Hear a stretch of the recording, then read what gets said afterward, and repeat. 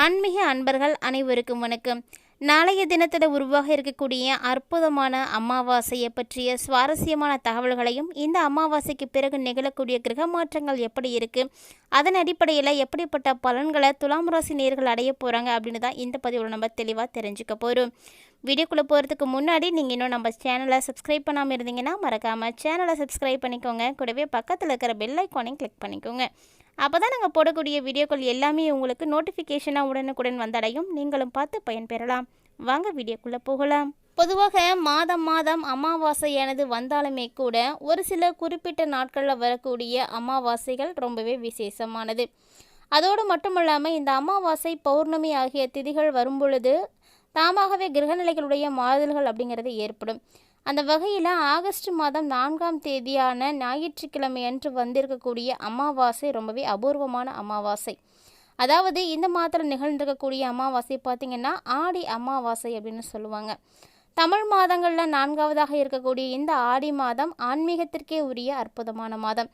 அதனால தான் இந்த மாதத்தில் வரக்கூடிய ஒவ்வொரு விதமான நாட்களுமே விசேஷமானது.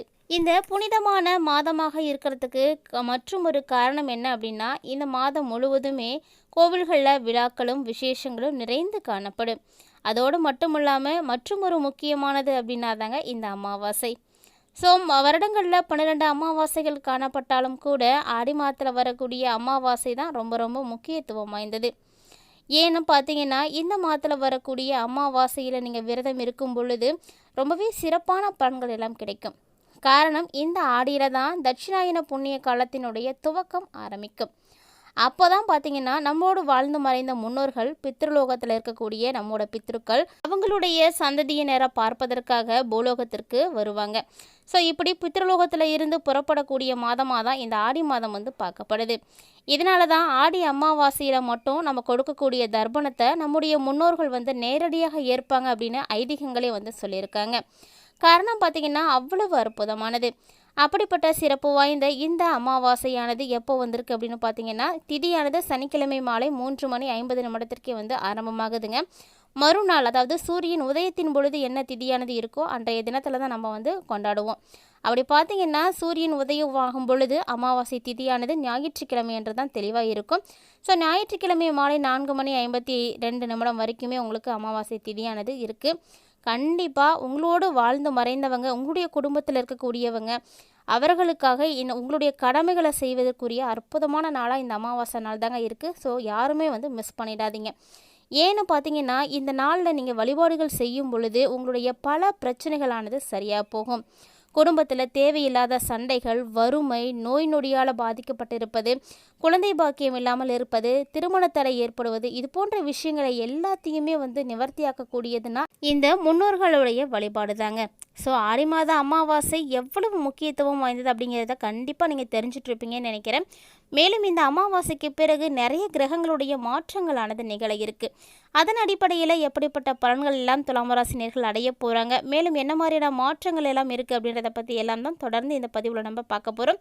வீடியோ பார்த்திங்கன்னா உங்களுக்கு ரொம்ப ரொம்ப பயனளிக்கக்கூடிய தகவல்களோடு இருந்துக்கும். அப்படிங்கிறதுனால கொஞ்சம் கூட ஸ்கிப் பண்ணிடாமல் முழுமையாக பாருங்கள். குறிப்பாக துலாம் ராசி அன்பர்களே இந்த பதிவை நீங்கள் மிஸ் பண்ணிடாமல் முழுமையாக பாருங்கள். ஏன்னா இந்த மாதத்தில் நீங்கள் செய்யக்கூடிய அற்புதமான விஷயங்கள் என்னென்ன அப்படின்றத தெரிஞ்சுக்கிறதுக்கு ரொம்பவே உதவியாக இருக்கும்னு நினைக்கிறேன். ஒருவேளை இந்த பதிவை நீங்கள் தொடர்ந்து பார்த்துட்டு நீங்களும் அது போல் ஃபீல் பண்ணிங்கன்னா மறக்காமல் நம்ம வீடியோக்கு லைக் பண்ணிக்கோங்க. துலாம் ராசி அன்பர்களை பார்க்கும் பொழுது எப்போதுமே இவர்கள் தர்ம அதர்மங்களுக்கு ஏற்ப செயல்படக்கூடியவங்க. அதாவது பார்க்கும் பொழுது தர்ம சிந்தனையோடு இவங்க இருப்பாங்க. அப்படிப்பட்டவங்க தான் துலாம் ராசிக்காரங்க. அவர்கள் பார்த்திங்கன்னா எப்போதுமே அவசரப்படாமல் நிதானமாக செய்யக்கூடியவர்கள். அந்த ஒரு நிதானத்தை இந்த டைமில் ஃபாலோ பண்ணாங்க அப்படின்னா அவங்களுக்கு நிச்சயமாக வெற்றி கிடைக்கும்.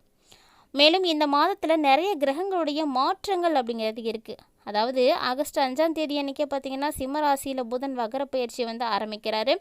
அதைத் தொடர்ந்து 16ஆம் தேதி சூரியன் சிம்மத்தில் பயிற்சி ஆகிறாரு. அதாவது தமிழ் மாதமான ஆவணி மாதத்தினுடைய தொடக்க நாளாக இந்த நாள் பார்க்கப்படுது. ஆகஸ்ட் 22 புதன் கடகத்தில் பயிற்சி ஆகிறாரு.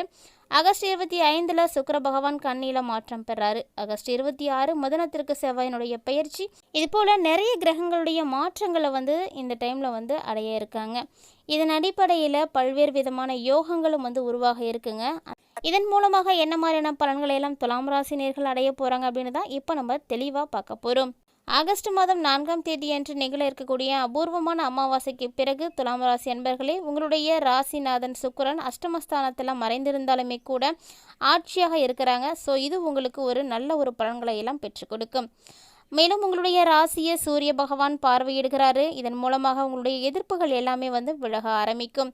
எல்லா வகையிலுமே உங்களுக்கு நன்மைகள் கிடைக்கிறதுக்கு தாங்க அதிக வாய்ப்புகளானது காணப்படுது. மேலும் இந்த மாதம் பண வரவு அப்படிங்கிறது அதிகரிக்கிறதுக்கும் நல்ல வாய்ப்பு எல்லாம் இருக்குது. நண்பர்களால் நிறைய உதவி உங்களுக்கு கிடைக்கும். நீங்களே எதிர்பார்க்காத உதவிகள் கூட உங்களுக்கு கிடைக்கும். மேலும் தொழில் மற்றும் வியாபாரம் செய்யக்கூடிய அன்பர்களாக இருக்கீங்கன்னா அது தொடர்பான ஒரு சில முக்கிய முடிவுகளை எல்லாம் இந்த டைமில் நீங்கள் எடுப்பீங்க. மேலும் வியாபாரம் தொடர்பான வழக்கு விவகாரங்களை எல்லாம் இப்போதைக்கு வந்து தள்ளி போட்டுக்கோங்க. அது உங்களுக்கு ரொம்பவே நல்லது. இந்த மாதத்தை பொறுத்த வரைக்கும் நீங்கள் எதிர்பார்த்த லாபம் உங்களுக்கு கண்டிப்பாக கிடைக்கும். அப்படி உங்களுக்கு லாபம் கிடைத்தாலுமே கூட பண தேவை அப்படிங்கிறது இருந்துக்கிட்டே தாங்க இருக்கும். ஸோ அந்த வகையில் உத்தியோகத்தில் இருக்கக்கூடியவங்களுக்கெல்லாம் கூடுதலாக பணியாற்ற வேண்டிய சூழ்நிலைகள் கூட இருக்கலாம். மேலதிகாரிகளுடைய உதவி உங்களுக்கு கண்டிப்பாக இருக்கும். ஸோ அவங்களுடைய உறுதுணை உங்களுக்கு இருக்கும் பொழுது நீங்கள் எதுக்குமே வந்து பயப்பட தேவையில்லை. மேலும் அமாவாசைக்கு பிறகு உங்களுடைய குடும்பத்தில் ஏதாவது வீண் விவகாரங்களானது ஏற்பட்டு விலகுங்க. அதனால் கொஞ்சம் கவனமாக இருந்துக்கோங்க. கணவன் மற்றும் மனைவிக்கு இடையே திடீரென கருத்து வேற்றுமைகளானது கூட ஏற்படலாம். ஸோ ஒருவரை ஒருவர் அனுசரித்து போங்க. மேலும் ஒருவரை ஒருவர் விட்டு கொடுத்து போவதும் நல்லது. ஸோ கருத்து வேற்றுமைகள் ஏற்படாமல் இருப்பதற்கு கொஞ்சம் அண்டர்ஸ்டாண்டிங்காக இருக்கணும். அதுதான் ரொம்பவே நல்லது. மேலும் உறவினர்கள் மூலமாக நீங்கள் எதிர்பார்த்த உதவிகள் கிடைப்பதற்கு தாமதமாகலாம். ஸோ அதனால் அவர்களுடைய உதவிகளை நீங்கள் எதிர்பார்க்கிறத விட மற்றபடி உங்களுடைய நண்பர்களுடைய உதவிகள் உங்களுக்கு அதிகமாக கிடைக்கும். ஸோ அவங்கக்கிட்ட நீங்கள் ட்ரை பண்ணிக்கோங்க. பிள்ளைகளுக்காக கூடுதலாக கொஞ்சம் பாடுபட வேண்டி இருக்குங்க. சகோதரர்களிடம் கவனமாக பேசுங்க. அது உங்களுக்கு ரொம்பவே நல்லது. இல்லைன்னா சகோதரர்களுக்குள்ளே ஏதாவது பிரச்சனைகள் மனஸ்தாபங்கள் எல்லாம் ஏற்பட்டுடும். பெண்களை பொறுத்த வரைக்கும் பண வரவானது அதிகரிக்கும். ஏற்கனவே ஏதாவது ஒரு செயலை செய்திருப்பீங்க. அதனுடைய பலனை இப்போ தான் நீங்கள் வந்து அடைய போகிறீங்க. திடீரென மன வருத்தங்களானது ஏற்படலாம். இருப்பினும் கூட உங்களுக்கு நல்ல பலன்களே கிடைக்க போகுது. கலைத்துறையில் இருக்கக்கூடிய அன்பர்களுக்கெல்லாம் நீங்கள் உதவ போய் வீண் பிரச்சனைகளானது ஏற்பட்டுடும். ஸோ கவனமாக இருங்க. தேவையில்லாத விஷயங்கள் எல்லாம் தலையிட வேண்டாம். அதே நேரம் வாகனங்களில் செல்லும் பொழுது துலாம் ராசி அன்பர்கள் ரொம்பவே எச்சரிக்கையாக போயிட்டு வரணுங்க.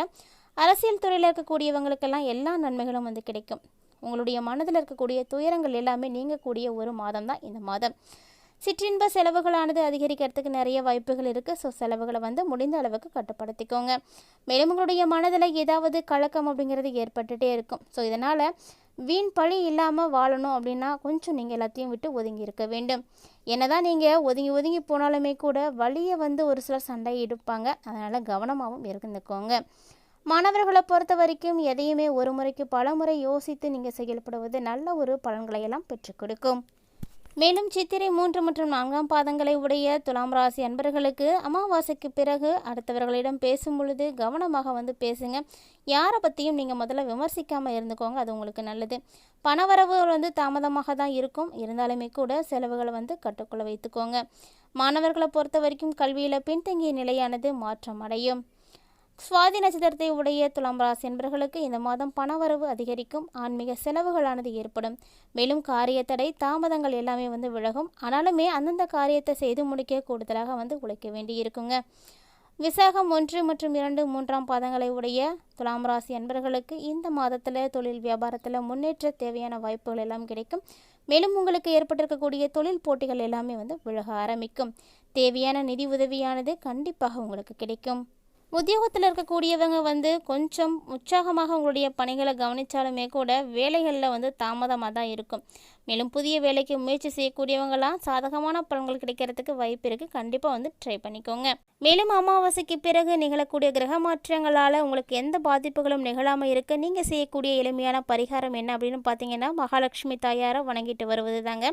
மகாலட்சுமி நீங்கள் வணங்கிட்டு வரும்பொழுது உங்களுடைய குடும்பத்தில் மகிழ்ச்சியானது ஏற்படும். சுபிட்சமானது கிடைக்கும்.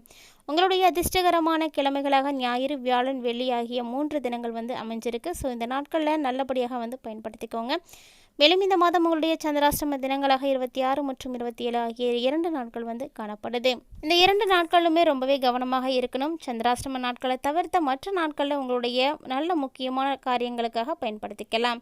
இந்த பதிவின் மூலமாக துலாம் ராசி நேயர்கள் அமாவாசைக்கு பிறகு நிகழக்கூடிய கிரக மாற்றங்களையும் அதன் மூலமாக அவங்க அடையக்கூடிய பலன்களை பற்றியும் தெளிவாக தெரிஞ்சுட்டு இருப்பீங்கன்னு நினைக்கிறேன். வீடியோ பிடிச்சிருந்தா லைக் பண்ணுங்கள், ஷேர் பண்ணுங்கள், மறக்காமல் கமெண்ட் பண்ணுங்கள். இது மட்டும் இல்லாமல் இது போன்ற நிறைய சுவாரஸ்யமான ஆன்மீகம் சார்ந்த தகவல்களை எல்லாம் உடனுக்குடன் தெரிஞ்சுக்கிறதுக்காக நம்மளுடைய சேனலை சப்ஸ்கிரைப் பண்ணிவிட்டு தொடர்ந்து ஃபாலோ பண்ணிக்கோங்க.